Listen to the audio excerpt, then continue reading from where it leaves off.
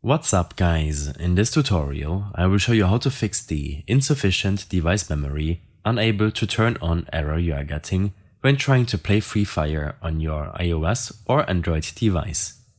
This should be quite an easy tutorial. For more information, click on the first link in the description below.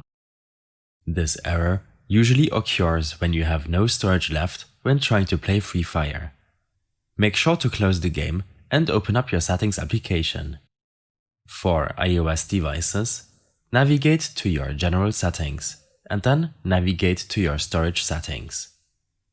To fix the insufficient device memory error, you will need enough available storage on your device. Games like Free Fire generate and delete files in the background when the game is being used. Make sure that you have at least 5 GB of storage left, and if this is not the case, then you will have to delete some unused files before relaunching Free Fire.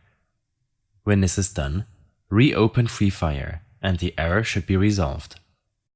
You should then tap on your avatar icon on the top left of your main menu. In the Replay tab of your Profile section, make sure to delete some unused replays which are saved on your device.